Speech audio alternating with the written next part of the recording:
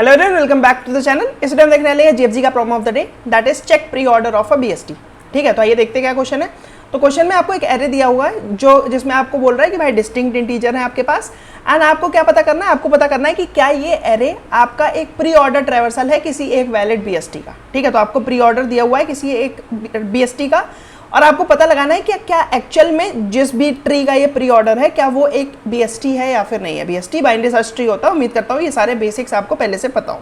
ठीक, और pre order क्या होता है उम्मीद करता हूँ ये भी आपको पता हो। प्री ऑर्डर में हम किस तरीके से ट्रैवर्स करते हैं, हम सबसे पहले कोई भी नोड को विजिट करते हैं, देन उसका फिर लेफ्ट सब ट्री विजिट करते हैं, एंड देन उसका फिर आप राइट सब ट्री विजिट करते हैं। तो ये सारे बेसिक्स हैं, ये सब पहले से पता होने चाहिए, तभी हम किसी भी प्रॉब्लम को सॉल्व कर सकते हैं जो कि हमारा बीएसटी से रिलेटेड है। ठीक, अब आपको अगर ये प्रॉब्लम पता चल गई कि भाई हाँ सारे बेसिक्स प्री रिक्विजिट सारे क्लियर हैं, तो अब देखते हैं कि किस तरीके से हम इसको सॉल्व कर सकते हैं।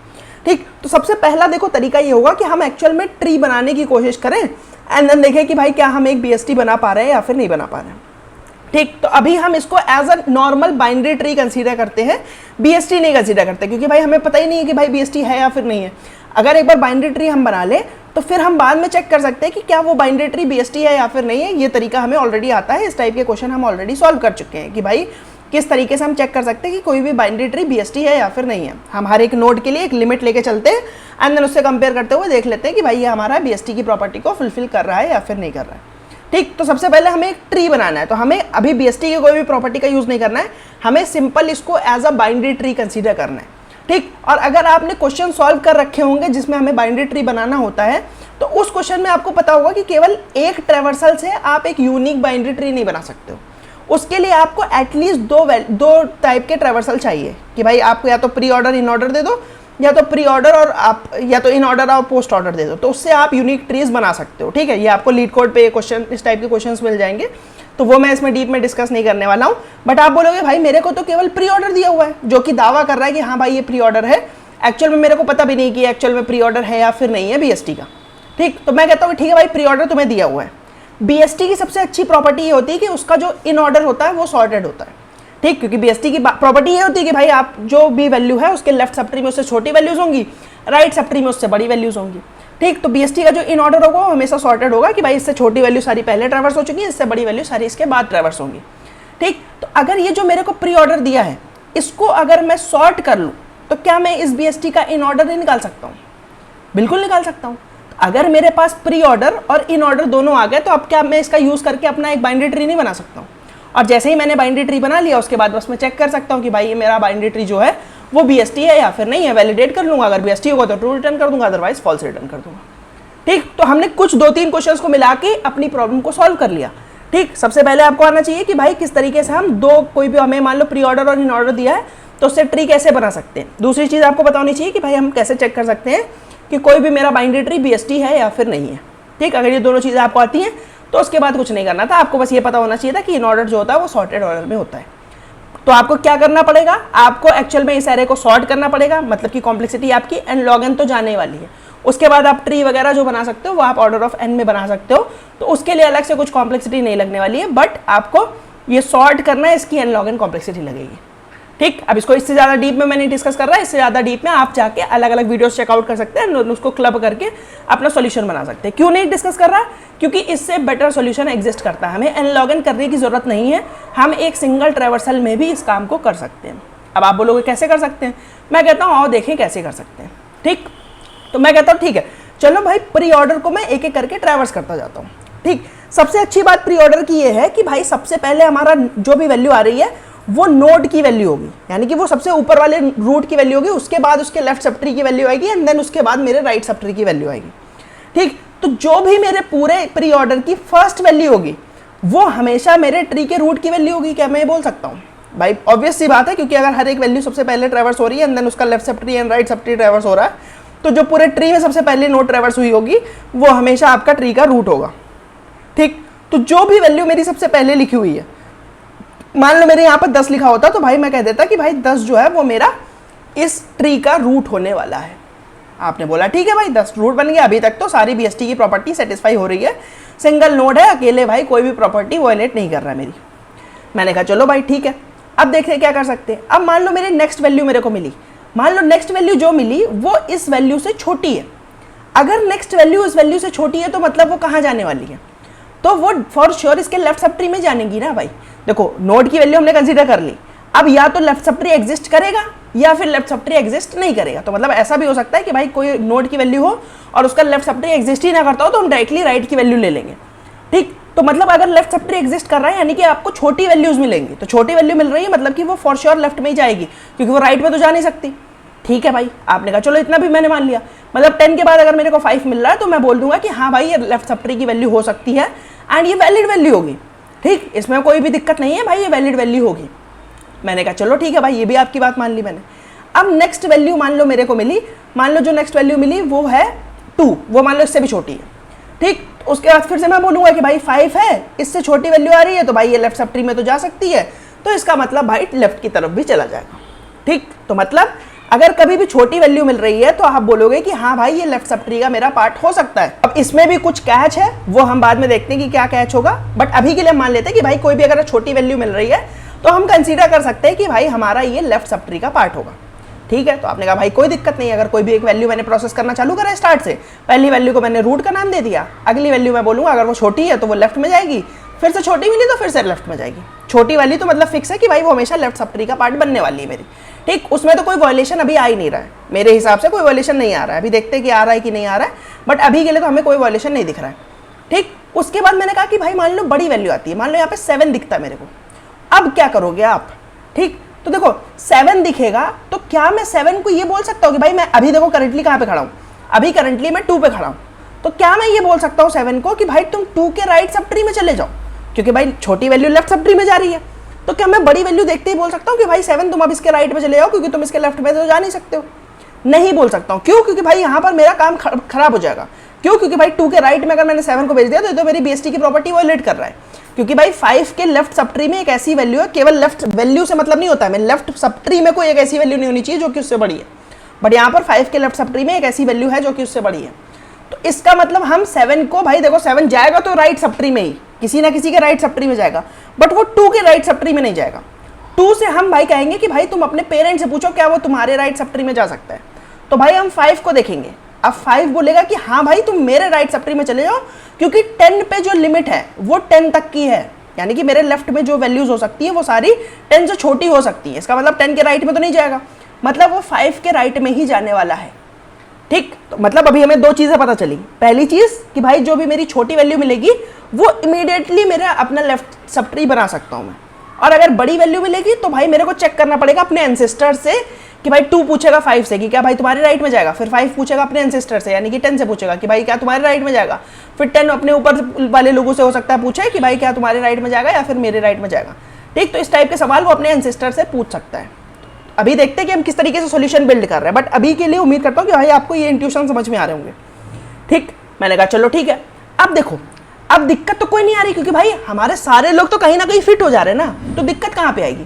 दिक्कत पता है कहाँ पे आएगी, दिक्कत तब आएगी जब आप कोई एक ऐसी वैल्यू अपने लेफ्ट में डालने की कोशिश करोगे जो कि आपकी जो लिमिट है उसको ब्रीच कर रही होगी। ठीक, जैसे कि मैं बताता हूं आपको, देखो मान लो आप ट्री फिल करते करते, मान लो यहाँ पे आपने 10 लिखा, ठीक, फिर आपने लेफ्ट सब ट्री में कुछ वैल्यूज डाली, मान लो यहाँ पे 5 डाला, फिर यहाँ पे 2 डाला, फिर मान लो यहाँ पे 7 डाला, एंड मान लो अब इसके आगे की जो वैल्यूज हैं वो मान लो आपको मिलती है, एक वैल्यू मिलती है 15। ठीक, एंड देन उसके बाद मान लो आपको एक वैल्यू मिलती है जिसकी वैल्यू है 8। अब देखो दिक्कत क्या होगी, दिक्कत ये होगी कि भाई जब 15 पे आया मैं, अभी मैं कहाँ पे खड़ा हूँ, अभी मैं 7 पे खड़ा हूँ। ठीक, 15 मिला, 15 इज ग्रेटर देन 7, तब क्या डायरेक्टली मैं इसके राइट में डाल दूंगा? नहीं, राइट में नहीं डाल सकता, क्योंकि भाई मेरा जो ऊपर वाले लोग हैं उनसे कुछ पाबंदी मेरे ऊपर लगी हुई है। ठीक, मेरे को ऊपर वाले लोगों को जवाब देना है कि भाई मैंने अपने राइट में 15 कैसे रख लिया, मेरे को 10 को जवाब देना पड़ेगा, क्योंकि 10 भाई अपने लेफ्ट में केवल अपने से छोटी वैल्यूज रख सकता है। ठीक, बीएसटी की प्रॉपर्टी होती है कि भाई पूरे सब ट्री में लेफ्ट सब ट्री में उससे छोटी वैल्यू होंगी, राइट सब ट्री में उससे बड़ी वैल्यू होगी। तो भाई केवल मेरे ऊपर नहीं है कि भाई मेरे से छोटा दिखा तो मैंने लेफ्ट में डाल लिया, मेरे से बड़ा दिखा तो मैंने राइट में डाल लिया। ठीक, अभी आप बोलोगे कि भाई आप तो छोटा देखते ही लेफ्ट में रख ले रहे हो, बट ऐसा नहीं है। ठीक, अभी के लिए मैं रख रहा हूं, बट ऐसा है नहीं। ठीक, तो मतलब 7 के राइट में भी नहीं डायरेक्टली मैं डाल सकता हूँ 15, मेरे को चेक करना पड़ेगा कि भाई क्या मैं राइट में डाल सकता हूँ। बोलोगे नहीं डाल सकते हो भाई, आप क्यों नहीं डाल सकते हो? क्योंकि भाई आप अगर रख लोगे तो ये 10 की कंडीशन जो है वो वायलेट हो जाएगी। तो आप फिर अपने पेरेंट्स से पूछोगे 5 से, तो 5 बोलेगा भाई मेरा तो राइट में तुम ऑलरेडी पढ़े हो। ठीक, तो मेरा तो और कोई राइट होगा नहीं। फिर आप उसके ऊपर जाओगे 10 से पूछोगे कि भाई क्या तुम्हारे राइट में डाल सकता हूँ? अब हाँ बोलेगा कि हाँ भाई मेरे राइट में रख सकते हो आप। तो यानी कि 10 के राइट में आप 15 को ईजिली डाल सकते हो। ठीक, अब आपने 10 के राइट में 15 को डाल दिया। अब देखो कोई दिक्कत नहीं है, अभी तक भी आपका ये जो BST बन रहा है वो सही बन रहा है। ठीक, अब जैसे ही 8 मिला आपको, आप अभी यहाँ पे खड़े हो 15 पे। ठीक, आपका नियम कहता है कि भाई छोटी वैल्यू मिलेगी तो लेफ्ट में जाएगी। आपने कहा यहाँ पे 8 रख लिया, कोई दिक्कत नहीं है, बट एक्चुअल में दिक्कत है। क्या दिक्कत है? दिक्कत यह है कि भाई आपके राइट सब ट्री में एक ऐसी वैल्यू आ गई है जो आपके 10 से छोटी है ना? तो ये तो गलत हो गया ना। तो मतलब भाई डायरेक्टली आप कोई छोटी वैल्यू देख के ये नहीं बोल सकते हो कि भाई वो लेफ्ट सब ट्री में जाएगी, क्योंकि ऐसा हो सकता है कि भाई आप किसी के ऑलरेडी राइट सब ट्री हो एंड आप उस वाले नंबर से बाउंड हो गए कि भाई आप अपने से उस नंबर से बेसिकली छोटी वैल्यू को अपने राइट में नहीं रख सकते हो। ठीक, लेफ्ट सब ट्री में तो कोई भी दिक्कत नहीं है, बट राइट सब ट्री में तो दिक्कत है ना। लेफ्ट सब ट्री में आप कुछ भी रखते जाओ भाई, लेफ्ट सब ट्री कुछ नहीं पाबंदी है, आप जितने छोटा रख पाओ उतना छोटा रख लो। बट अगर जैसे ही आपने एक राइट टर्न ले लिया, अब आप बाउंड हो गए हो कि भाई ये जिस भी नंबर से आपने राइट टर्न लिया था, मान लो आपने 20 से राइट टर्न लिया है, तो अब आप अपने नीचे 20 से छोटा कुछ भी नहीं रख सकते हो, यानी कि लिमिट लग गई आप पे 20 की। ठीक, और ये लिमिट और स्ट्रिक्ट होती जाएगी। कैसे स्ट्रिक्ट होती जाएगी? मान लो 20 था, फिर यहाँ पे मान लो 50 है, अब आप मान लो इसके राइट टर्न लिया फिर से आपने, तो इस बार आपकी लिमिट ये 20 नहीं है, इस बार आपकी लिमिट ये 50 है। ठीक, कुछ इसी टाइप से हम ये भी चेक करते हैं कि भाई हमारा जो बाइनरी ट्री है वो BST है या फिर नहीं। हम हर एक नोड पे एक लिमिट लगाते हैं कि भाई तुम इस लिमिट को रीच आउट नहीं कर सकते हो। ठीक, तो भाई अब मैंने कहा कि भाई लेफ्ट अभी तक तो मैं डायरेक्टली रख ले रहा था कि भाई जिस भी नोड पे मैं खड़ा था उसके लेफ्ट में डायरेक्टली मैं जो भी मेरे से छोटी वैल्यू आ रही थी वो मैं डायरेक्टली रख ले रहा था। बट अब वायलेशन की कंडीशन मेरे को मिल चुकी है कि भाई मैं हर एक जगह पे जहां पे भी मैं चलता जाऊंगा वहां पर मैं एक लिमिट करके वेरिएबल लेके चल सकता हूं, जिससे मेरे को पता चलेगा कि भाई क्या लिमिट है, यानी कि किससे छोटी वैल्यूज में नहीं रख सकता हूं। जैसे ही मेरे को दिखा कि भाई यहाँ पे लिमिट क्या है, यहाँ पे लिमिट 10 होगी फॉर श्योर, क्योंकि भाई मैं यहाँ 10 का राइट लेके आया हूँ। लास्ट जो भी राइट होगा वही आपकी लिमिट डिसाइड करेगा। ठीक, 15 से आप लेफ्ट ले रहे हो तो 15 लिमिट नहीं डिसाइड करेगा, जैसे ही आप राइट लोगे तब लिमिट डिसाइड होगी। ठीक, और क्योंकि लेफ्ट ले रहे हो तो लिमिट इसलिए नहीं डिसाइड होगी क्योंकि 15 से छोटी वैल्यू होगी तभी आप लेफ्ट ले रहे हो। ठीक, तो लिमिट हमेशा राइट पे ही डिसाइड होगी। तो आपकी अभी लिमिट है 10, आपने देखा कि भाई लेफ्ट में तो 8 जाना चाह रहा है, तो भाई आप बोल दोगे कि भाई लिमिट क्योंकि 10 है आप 8 यहाँ पर नहीं इंसर्ट हो सकते हो। इसका मतलब ये जो भी आपको ये ट्रैवर्सल दिया हुआ है ये आपका एक गलत ट्रैवर्सल है। ठीक, और डायरेक्टली आप फॉल्स रिटर्न कर सकते हो। जैसे ही आपकी लिमिट ब्रीच हुई वैसे ही आप ऑन द स्पॉट बोल सकते हो कि भाई आपको जो प्री ऑर्डर दिया है वो एक गलत प्री ऑर्डर है, क्योंकि भाई अब 15 पे आप खड़े हो, आप 8 कहीं से ला ही नहीं सकते हो। ठीक, और इसने लिख रखा है कि भाई 8 आप ला चुके हो, तो 8 आप ला ही नहीं सकते हो ना। 15 के भाई लेफ्ट में 8 कभी हो ही नहीं सकता और राइट में तो हो ही नहीं सकता। तो 15 के बाद जो भी वैल्यू ट्रैवर्स हुई है वो या तो लेफ्ट की होगी या तो राइट की होगी, और क्योंकि आप यहाँ पर 8 रख ही नहीं सकते तो इसका मतलब जो प्री ऑर्डर दिया है वो गलत है। ठीक, ये तो हो गई भाई लेफ्ट की बात कि लेफ्ट में कभी भी ब्रीच आउट होगा तो कैसे पता चलेगा। अब राइट में देखो क्या करना है। राइट में देखो आपको कुछ भी नहीं करना है, राइट में बस आपको पता लगाना है कि भाई आपके किस वाले एंसेस्टर पे ये राइट वाला इंसर्शन होगा। ठीक, मतलब छोटी वैल्यू मिल रही है तो बस आपको ये चेक करना है कि लिमिट तो नहीं ब्रीच हो रही है और आप उसको लेफ्ट में इजीली डाल सकते हो। ठीक, राइट के केस में क्या होगा, राइट के केस में आपको चेक करना पड़ेगा कि किस वाले एंसेस्टर के राइट में जाएगा, क्योंकि भाई आप जहां पे भी खड़े हो डायरेक्टली उसके राइट में नहीं पुश कर सकते हो आप। ठीक, जैसे कि 15 यहाँ पर आया था 7 के बाद, तो आप डायरेक्टली नहीं बोल सकते थे कि भाई 7 के राइट में 15 डाल दूंगा मैं। आपको बेसिकली सारे एंसेस्टर से पूछना पड़ेगा कि किसके राइट में 15 मैं डाल सकता हूँ। जिसके भी राइट में मैं 15 रख सकता हूँ वहां पर मैं काम बेसिकली अपना कर सकता हूँ। ठीक, तो बस आपको यही 2 चीजें चेक करनी थी। तो इसका मतलब आपको एक पूरा स्टोर करना पड़ेगा कि आप कौन से पाथ से होते हुए इस 7 तक आए हो। बेसिकली किसी भी करंट नोड पे अगर आप खड़े हो तो आपको चेक करते हुए आना पड़ेगा कि किस पूरे पाथ को आप फॉलो करते हुए 7 तक आए हो।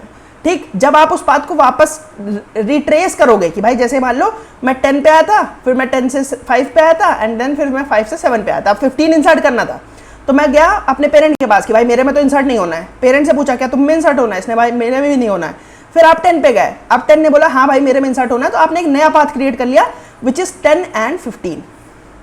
ठीक, तो बस किसी तरीके से आपको ये ढूंढना है कि भाई एक ऐसा कोई डेटा स्ट्रक्चर या कुछ भी मिल जाए जिसमें मैं ऐसा अपना पाथ स्टोर कर पाऊँ जिसको मैं फिर हटा भी पाऊँ कि भाई मैं पाथ अपडेट कर रहा हूँ तो मैं कुछ पीछे से चीज़ें रिमूव करूँ एंड देन पाथ को अपने अपडेट भी कर पाऊँ।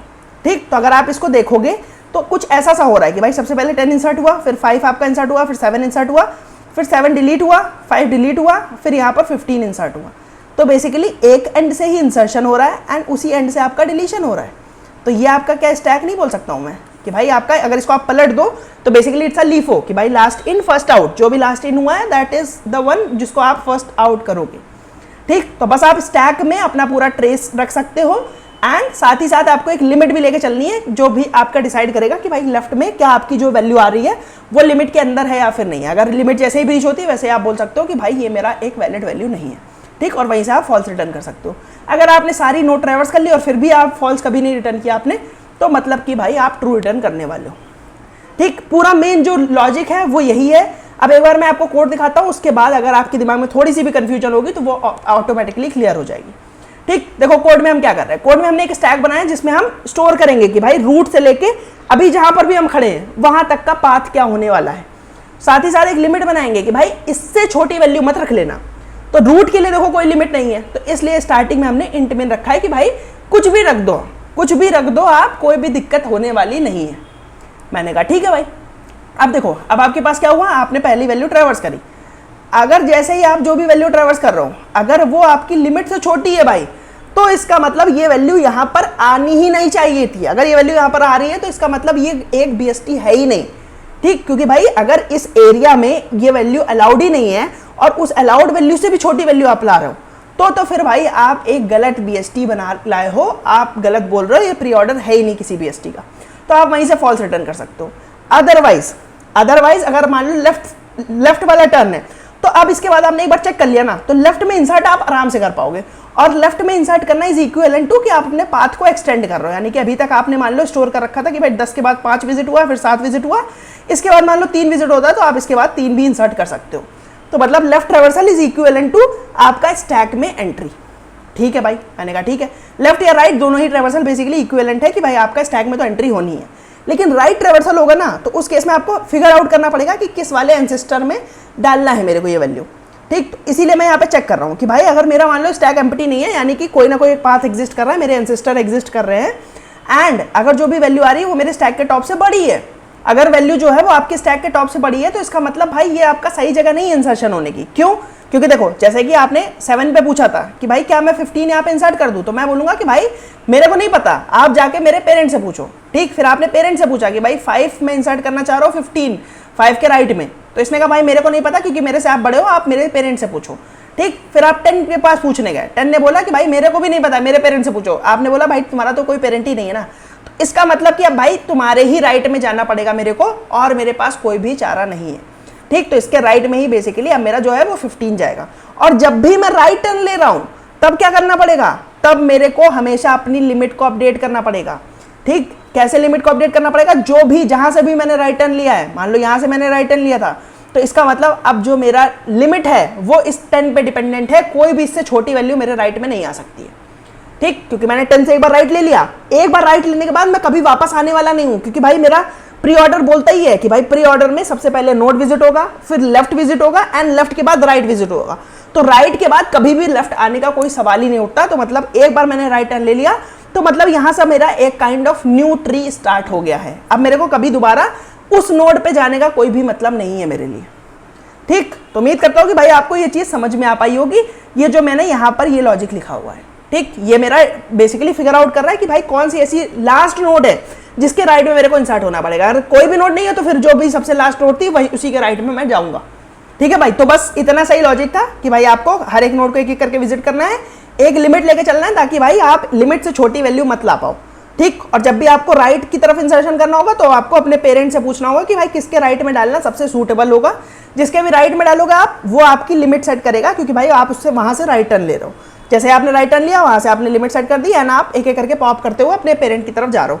आपको केवल रूट से लेके करंटली जहां पे खड़े हो वहां तक का पाथ चाहिए, बाकी आपको कुछ भी नहीं चाहिए। ठीक, और लास्ट में आप वाली नोड तो पुश करोगे ही, क्योंकि भाई अभी आप इस नोड पे खड़े हुए हो।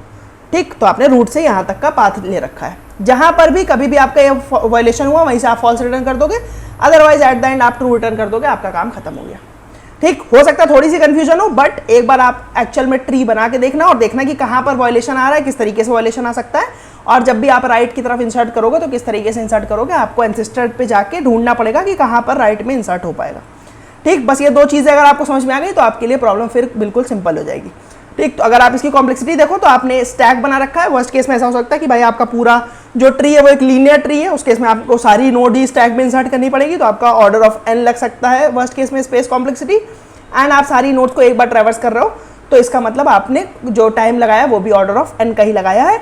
आपका देखो ये हो सकता है आपको लगे कि भाई इसके अंदर भी तो एक वाइल लूप चल रहा है, बट इसमें देखो हर एक नोड एक ही बार इंसर्ट हो सकती है एंड हर एक नोड एक ही बार रिमूव हो सकती है उसमें से, तो इसलिए इसकी कॉम्प्लेक्सिटी जो होगी वो भी आपकी ऑर्डर ऑफ 2n के आसपास ही होगी, जो इसकी ओवरऑल कॉम्प्लेक्सिटी होगी, क्योंकि भाई ओवरऑल जो ऑपरेशन लग रहा है वही आपके 2n लग रहा है कि भाई एक बार इंसर्ट हो रहा है स्टैक के अंदर, एक बार आपका स्टैक से रिमूव हो रहा है। ठीक, तो इसलिए ये भी आपका लीनियर टाइम लग रहा है एंड लीनियर स्पेस आपका सॉल्यूशन बन गया है। उम्मीद करता हूँ कि भाई आपको समझ में आएगा। किसी भी पार्ट में अगर आपको कोई डाउट लग रहा है तो आप मेरे से कमेंट सेक्शन में पूछ सकते हैं, I would love to answer that. अगर आपको वीडियो पसंद आए तो उसको लाइक कर देना, चैनल को सब्सक्राइब कर देना। मैं मिलता हूँ आपसे किसी और वीडियो में, तब तक के लिए बाय बाय।